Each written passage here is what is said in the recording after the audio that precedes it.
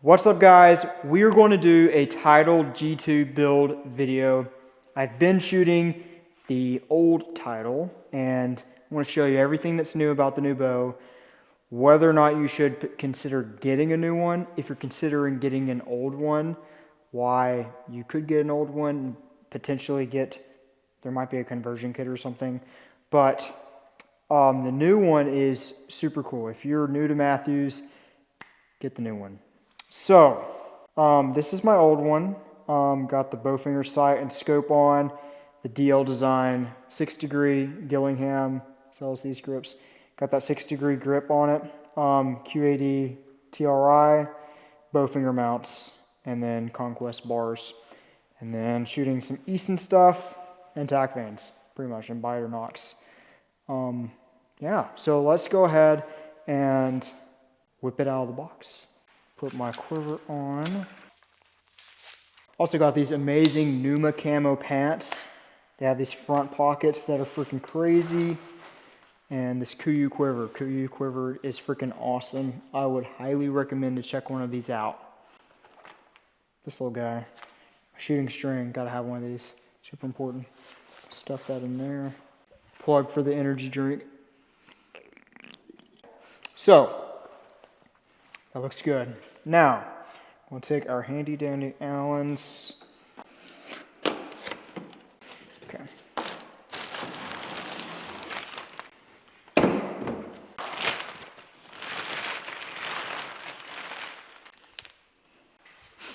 Boom. So, I have good taste. The only thing I did differently is get some white limbs, and I am on staff with Mathews, so that's why I was able to get one so fast. Yeah, now, that looks different. Maybe that is different. I can't tell. Maybe that is different. Hold up. Is that different? Guys, is that different? What? No way. Am I really that good at... No way. Dude, these guys are... Okay. These guys did some different stuff. This bow is a little different. Only Ace would pick out something like that. We'll have to talk about what I just looked at. What is different about this bow from the old one? It looks just like it. Obviously, I have white limbs on it. It has this new thing on it called limb shift technology, which is right here. This is on their new hunting bows, the Lift X, RS, and XD, and they didn't mention it in their launch, but it is on the new title as well as on a new 34 and a new 40-inch title as well. So we have the new limb shift technology. Basically, you take this cap off on both sides of the bow, on the right side of the bow. You take this screw out, take your Allen wrench, adjust your cam left and right for tuning. That's super important because most people don't have a bow press generally at their house. So you can be able to tune your bow after you set your center shot, especially out to distance. Like if you want to do a little bit of barrel shaft tuning with outdoor arrows, you can do a really small micro adjustment of this to change how your barrel shafts fly. Granted, you have good shooting form, good draw length, that sort of thing. So the only other thing that is different noticeably is the grip.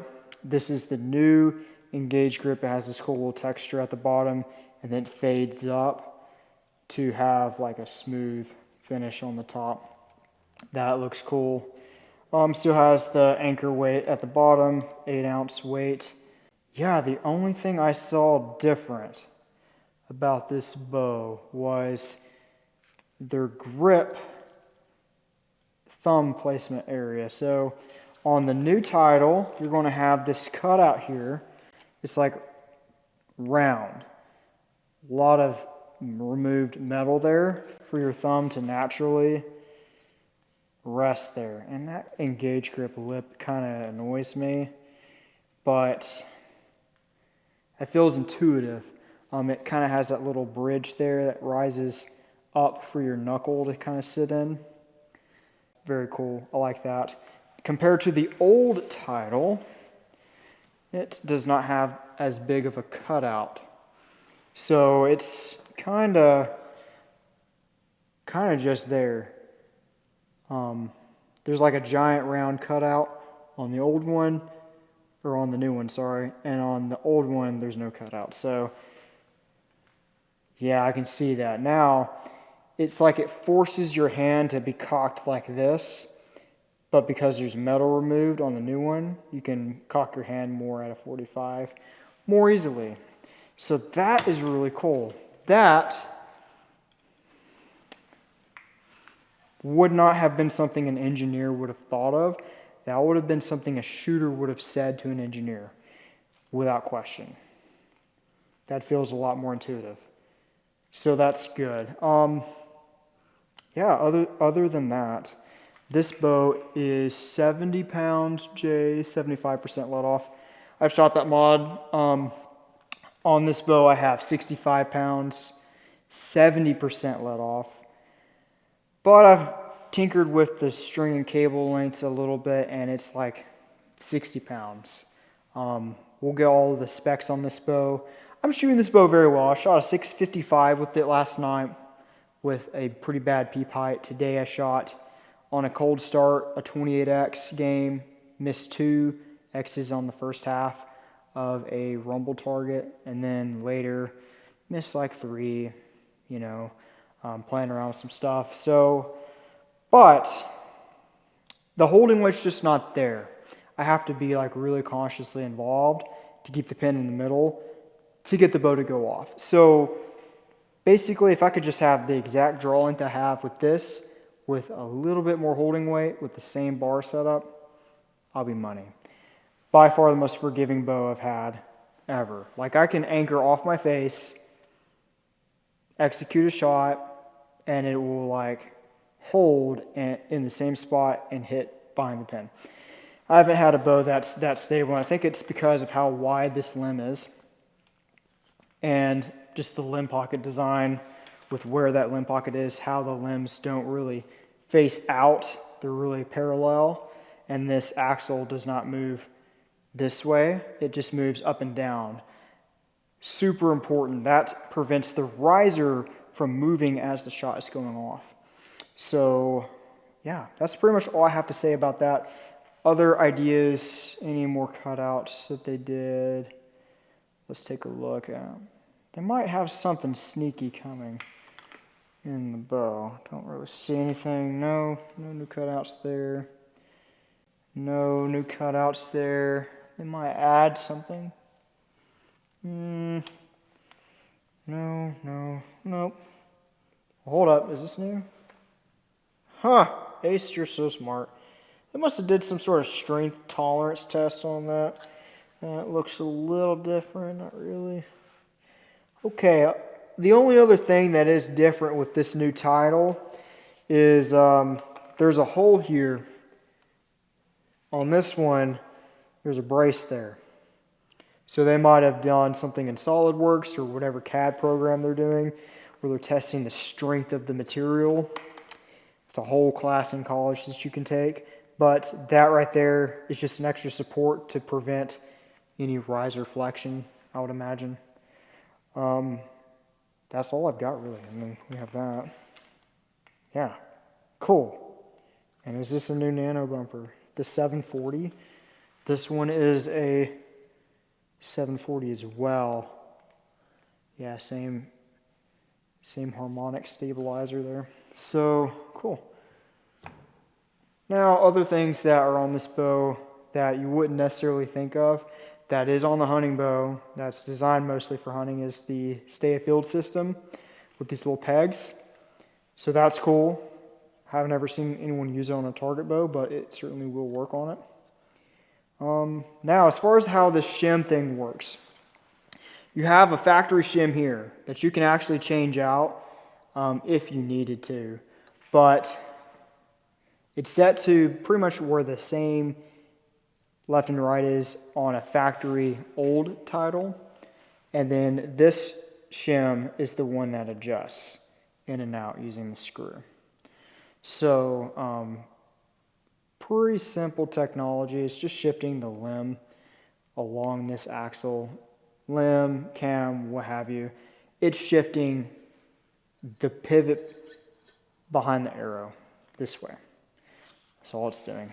So let's go ahead and get this set up for me. Normally what I would do is, I would, if I'd never shot this bow, it's pretty much the same thing as what I've been shooting. If I haven't shot this bow before, I would just put a loop on it, put all my hardware on, go to a blank bell, decide on my grip angle. I would play with a grip angle on the DL Design grip, and then essentially see what knock height I want, see what grip angle I want, see what draw length I want, see what loop length I want, see what peep height I want, then play with bars. Play with the stabilization intently, and then play with, first axis position, how I cant the bow. That might actually change how I cant the bow, potentially. I think I was canting a little bit more to the right, intentionally. I was canting it more to the right intentionally because of this cutout not being there. So maybe I will hold the bow a little different this way naturally and have to play with my first axis on my sight to hold the bow more plumb. All right, so I'm going to put this in the October Mountain Vise. We just have the older one at the moment. Just going to set it up like this. So basically, this title is shooting very well. I'm going to pretty much replicate everything on it. And essentially what I'm going to do is pop this grip off to start. That was really easy. Now that's a lot different. Usually there's a ton of glue under this thing. Super annoying. Whoa, okay. These guys have made it to where it clips in. And it doesn't really move once it's clipped in. It's solid. That's awesome. So yeah, get rid of that glue. Much more presentable grip. That's cool. It comes with the shot sense. This is just the plastic block, so it does not come with the shot sense. But that's where you put it. So it's an app you get on your phone to basically track your pin movement and potentially make some aiming adjustments, form adjustments, that sort of thing. Have I used it? No. Would it help me? Maybe, but I do like feel through the sight picture. That's mostly important to me. So I need to try it just to see. So I'm going to take this off. Now, this anchor weight's about 8 ounces. I don't shoot with it on personally. It's kind of heavy. Cool thing about this bow, if you haven't shot one of these, I just handled a Shoot Down Pro this weekend. Great bow. That thing is massively heavy. I picked up this thing, it was bigger, and I was like, wow, my riser is really light. So that's one thing I do like about Mathews risers. They are extremely lightweight. So you can put more weights on your bars, or if you are weaker, a female, or even an older person that has a little less strength, or you just want to increase your shot timing, a lighter riser is definitely going to do that for you, 100%. So I just took this little weight off. You can always put it back on. I'll set it to the side. Good stuff. Now, I don't have my second Gillingham grip in. This grip, I've tried both the standard and the wide. This one is the wide. I like the wide with a 6-degree best. That's my favorite grip. I've tried all the other ones. This one gets me closest to the wrist position I want, and then I micro-tune the feel with my loop height. So, also have this 1/2 millimeter lizard skin stuff. So I'm going to go ahead and take that off. I'm going to put the grip on. I should have gotten some extra stuff, but I didn't. That's okay. This stuff's pretty durable. Camera quality still look good?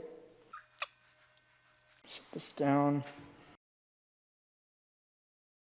Alright, we're going to stick that there. Has a ton of tack on it. Leaves a terrible residue. But, love the grip. Now, I'm going to take the plate off first. Couple of loosening of that. Should be good. Cool, so we have the angle off. Now I'm going to pry this off. using my little guy here. Yeah, the old ones have a ton of adhesive on them. Oh boy, that looks fun. Actually, I just made a big mistake. I'm going to put this back on. I wanted to get everything in the drawboard measurement-wise, so I'm going to do that. Super glad I stopped while I was ahead. Just tighten this back up here. Okay. Looking good. So we're going to pop that in here.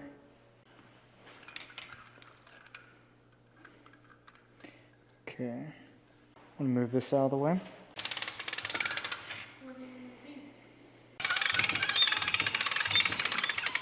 Okay, so getting this to full draw.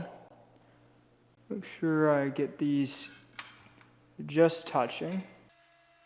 Okay. Do a little micro adjust of that. It's close. Okay. Perfect timing. I set this timing pretty recently, so good. Now, take a tape measure. Now for me, I've been measuring, just grabbing the riser right here. It's not a perfect draw length measurement, it's just a hard stop to put the tape measure. I'm just going to measure that to my D-loop, center my D-loop. 25 and an eighth, it looks like. 25 and a quarter. So that's going to be about, what, 25 and a half actually. Go in the center of those. About 25 and a half. So 25 and a half, that plus 1.75 inches is 27 and a quarter. That's what a 27-inch mod should yield from Mathews. About a 1/4 inch long right now from what I've heard. So good stuff. Now I have that, timing is good. Let's grab the holding weight. I want to just use a handheld scale and draw it as naturally as I can.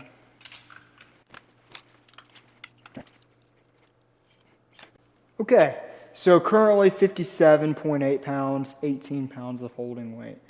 Yeah, I have tightened the string a ton, loosened the cables a ton, and then have a twist out of my limbs. So with the twist in the limbs and then a little bit tighter setup, it's probably going to be a little on the long side, draw length-wise.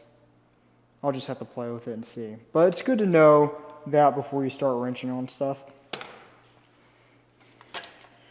Okay, so now, let's finish taking the grip off.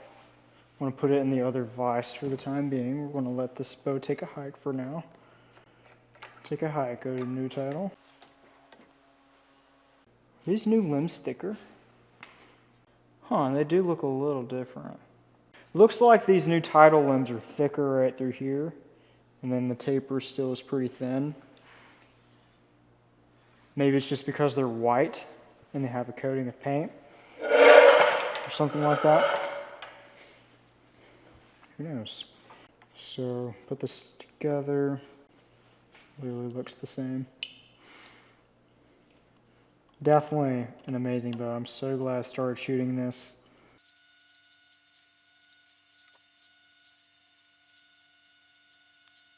Pretty stout adhesive. So when you get one of these DL design grips, it does not come with this much adhesive. It usually just comes with a strip of adhesive behind the grip plate. So on the new bow, it will not have all of that. That's good to know. That's a huge change. No one likes the tacky adhesive. So let's go ahead and pry that off. There we go. Just gotta lift all that adhesive off of it.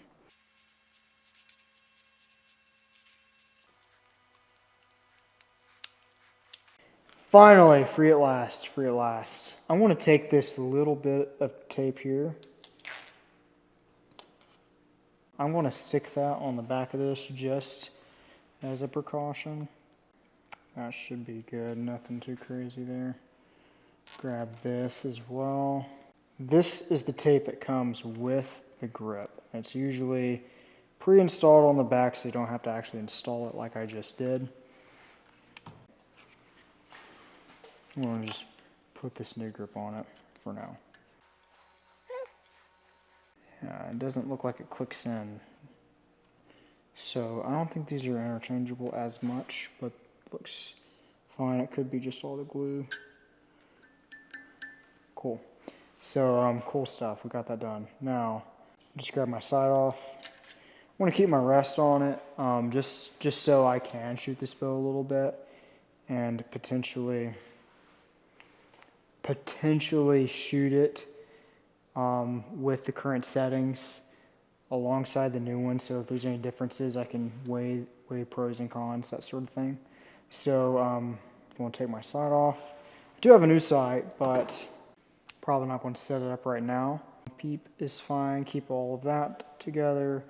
I will be grabbing my mount off, so I'm going to take a picture of its mounting position real quick. Cool. Show you guys how I will do that. So I don't have an extra one of these brand new bow finger mounts, but it's very simple on how to remove this. You just take the largest wrench in your kit here, and I have this set to like 4.5, just before 4.5 on that. I'm just going to take this one little guy, take it off, and then install one of these on the new bow. Now granted, I could put the old bow finger one on, but that one's so cool and my hold is adjusted to it already, so why not? Keep everything simple. And I think that's everything I need off of this bow. So I'm going to put this one aside. Back in business. Take this little guy off. This is your bridge lock screw. If you use a bridge lock sight, set that to the side. Now, put our grip plate back on. Just like that, press it in. Put this on. Feels very good, very intuitive. Tighten this back up. Good stuff. So let's put my grip tape back on.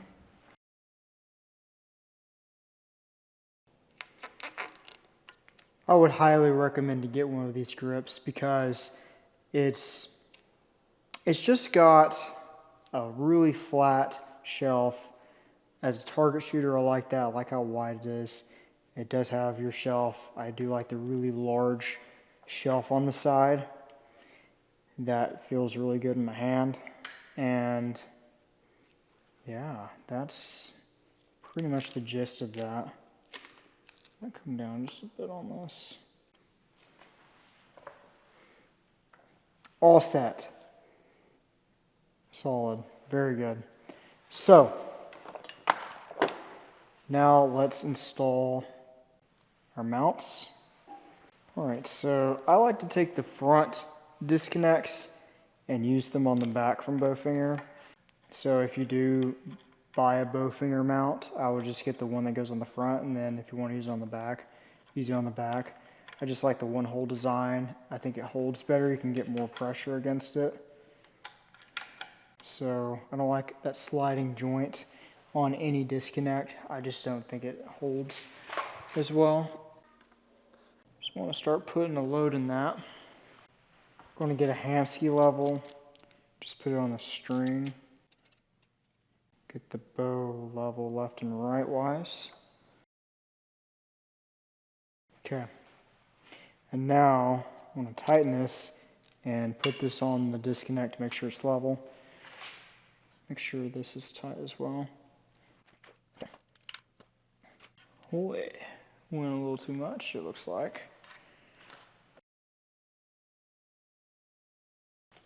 I think that's too much.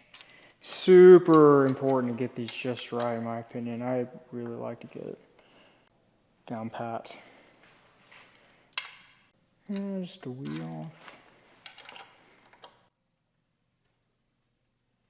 Okay. Okay, that was a little bit. This looks good. Yeah, that's probably about as good as I'm gonna get it. Could go just a little bit here. Okay, moved it. Definitely need to get the micro adjust vise.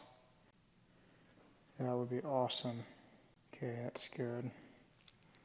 This looks like it's cocked up. Oh, man, it is cocked up, isn't it? Okay. That looks good.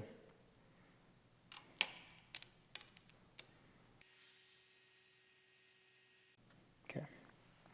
Got that done.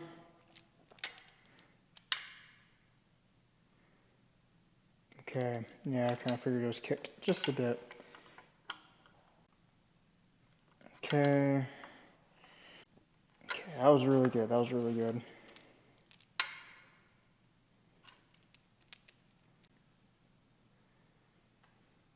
Okay, a little to the right. Just a little to the left. Let's make it a little to the right. Okay, that was a lot to the right. Don't like the way it looks at all.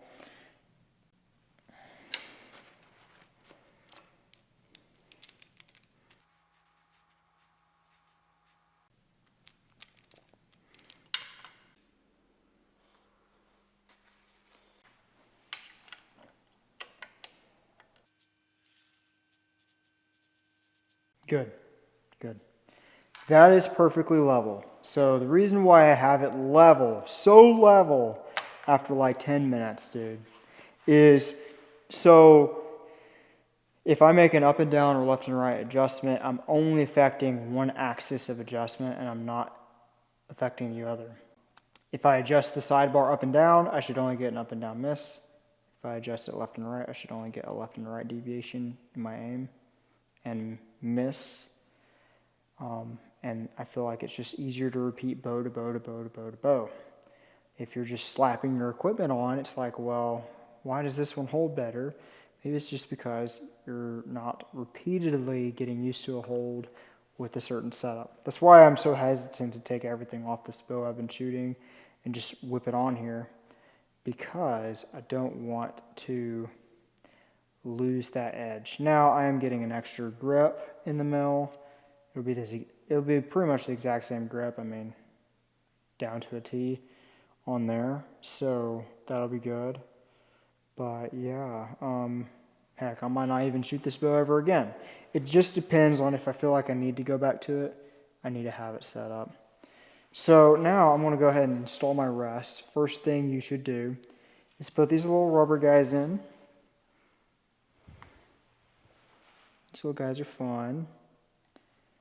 Put them in, because who uses the burger hole anymore, right? Alright, so I've been running very knock low on my bows. They aim better, they feel better, everything about them is just better.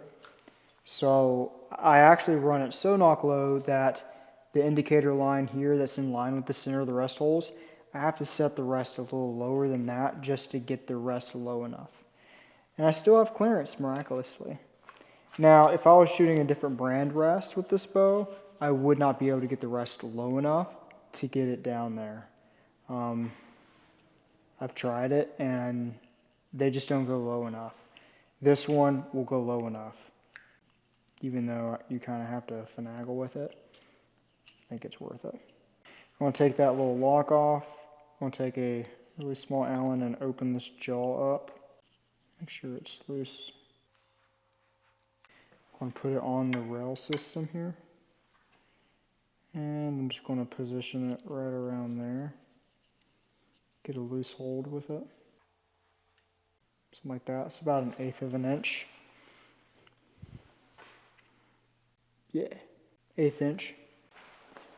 Yeah. It's not bad. Now, 1/8 inch, and then the rest is sitting at 1 on the click height. So I'm going to move, I'll put the vertical lock on and then we'll go from there. So I want to make sure this is relatively tight. Doesn't need to be too tight. That's good, plenty. Grab our next Allen. Slide the lock over. Interesting, okay. Kind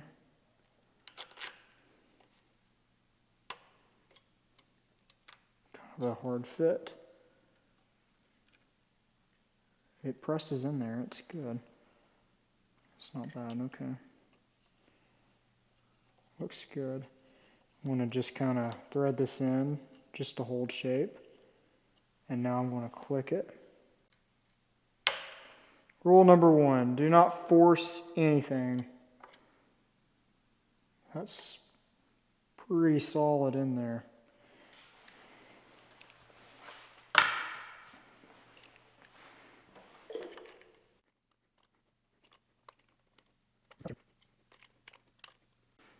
I want to move this up a teeny bit.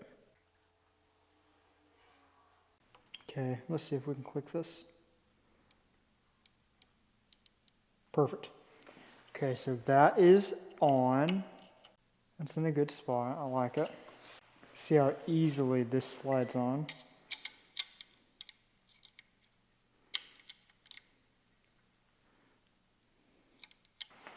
Okay, so I got that pressed on. Now let's just put this in to hold our vertical lock in. Yeah, I would like that to come down some. We need to go down. I'm going to set that to 1.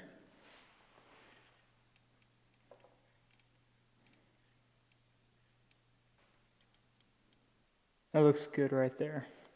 That's pretty much where it was. It's probably just a little further than 1, like a tiny bit. Same rest height I have on this bow. I'm just going to set to that. That should be perfect. Make sure that's nice and tight. Cool thing about this screw you got to be very careful with. You don't want to over tighten this. It will just snug up, but it will not stop. So solid as a rock.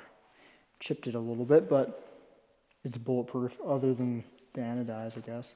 It's with anything. So got the body here. I want to slide this on. I want to find the torque tune setting that I used on this rest body. I used 5.5. So I want to set it to 5.5, which is right there. Good stuff. Tighten that down with the torque tune lock here. Absolutely no movement. Now I'm going to loosen the TTS lock, which is this little rod for the torque tune. Ram that against the riser. Tighten this down. Now, if you wanted to, you can loosen the torque tune lock, slide this bottom piece off, and have different interchangeable rest bodies. Okay, so now I have the rest good. Put the front disconnect on. I want to put a sight bracket on. I have this pushed out.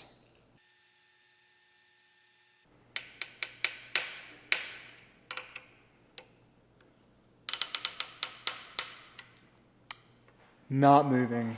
Good stuff. Got the knob. I'm going to put the knob on here. And now I'll just use the exact same sight setup. Now, as far as blade angle, this is very high. I don't know why it comes this freaking high, because I don't know of anyone who actually shoots it that high. So as far as blade angle, I like running a little lower than what comes on it. I would never run it this high. I don't know anyone who would personally, but I like to run, I'm literally running on the 25-degree mark. So super low. So I think that's going to be really good on this setup. So to fix that, you just loosen the pitch lock. And then I'm just going to move this with my hand forward.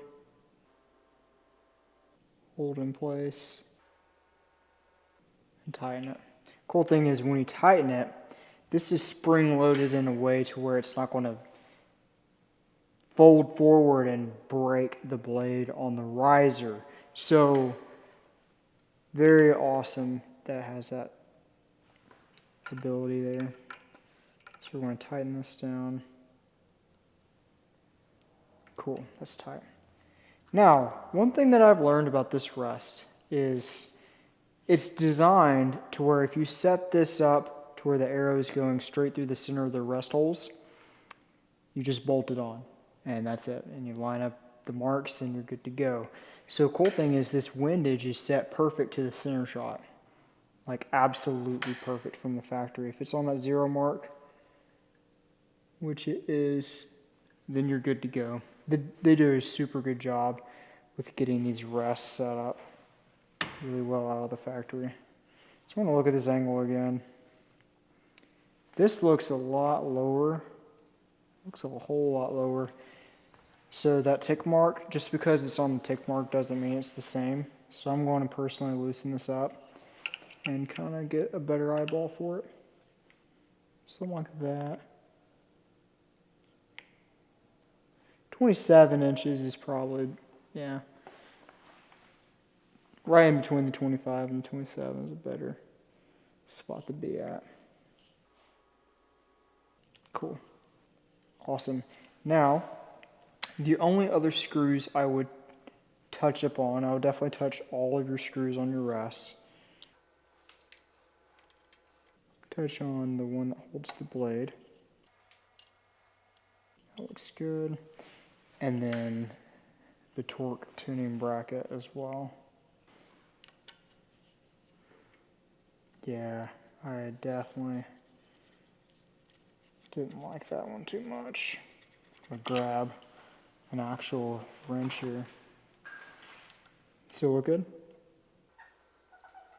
Okay, so we have those together. Now, blade angle looks good. Now, I always like to touch up on string stop as well as the cable guard. I'm going to start with the cable guard. Looks like the cable guard is very centered very well.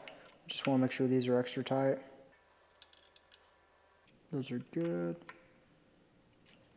And this is touching, so I'm going to leave a small gap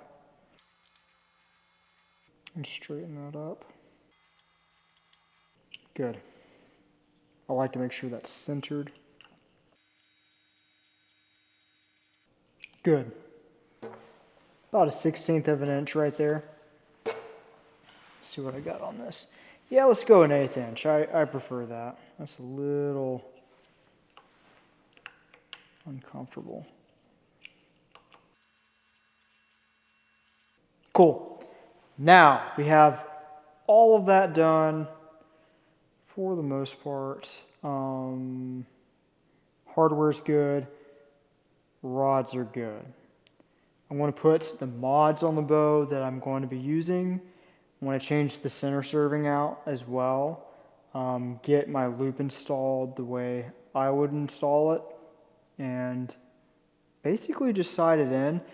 Double check the holding weight at the draw length I'm looking for. And if it's not ideal draw length wise, at least try the holding weight to begin and then moving on from there. So swapping mods, currently the 60 pound 75% at 27 inches, which is the J mod on this bow, the 38. So I'm going to another J mod, but it's the 65 pound mod, 70% let off. I want to take it off of this bow.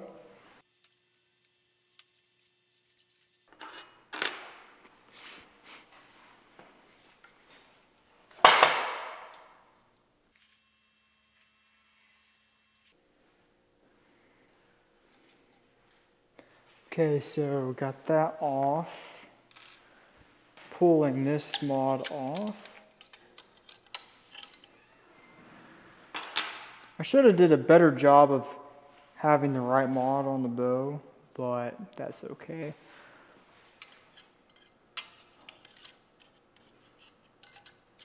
this one on. Cool thing about these mods, if you're not familiar with Mathews, they have what's called switch weight technology. So all of the bows come with the same limb, and you choose your poundage based upon the mod. Also your percent let off as well. So you can get a 50-pound mod, 70-pound mod at the same draw length. You can play with 80%, 75, and 70% let off. It's some of the coolest technology I've ever seen on a bow. The most useful case for me would be getting a bow set up for like ASA at 70 or 65 pounds, and then going to a USA archery tournament with the same bow and just changing the mod out to a 60-pound bow with a 60-pound weight limit. That's very handy. I like using the lone Allen key on the mods as well, just to make sure I tighten them down. Very cool. And then we'll get this one. Got it. Awesome. That is solid. And now I'm going to go ahead and raise this up. I want to get this mod as well.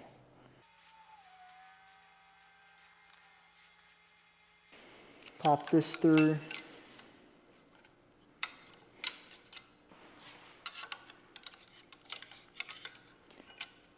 Once you find the right draw length, if you're a guy like my size and you kind of like my shooting style, I would go with a 70% mod on a 65-pound mod.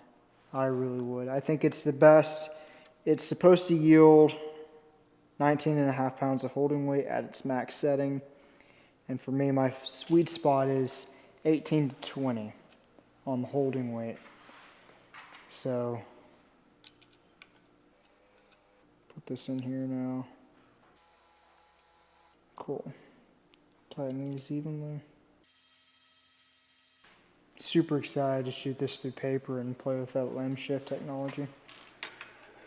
Okay, so I have the mods I want. I think that's everything I need. Center serving now will be the next step, and I'm going to show you how I will rig up a last chance press to reserve the center. Now, why am I doing this? Well, for one, I didn't ask Derek Phillips, hey, I'm running Bite or Knox on my match strings, can you reserve the center? My mistake, I just wanted the bow as soon as I could get it. So with the biters,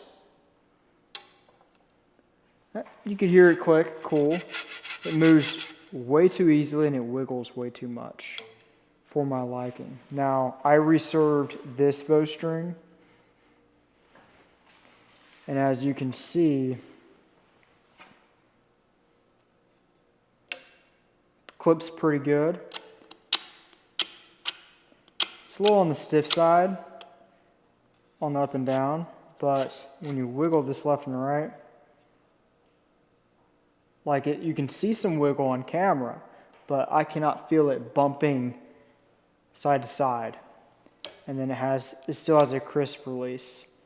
Takes about maybe 1/8 of an inch, something like that. It comes off very well. I think it shoots super freaking good like that.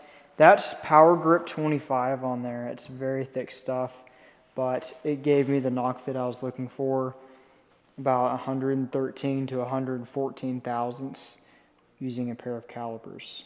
So basically set it in inch mode. It should read 0.113 to 0.114 using the biter number 2 groove knocks. So this is the Hunter 19.2 knock. Definitely the way to go. So I'm going to transform this thing into a string stretcher right now.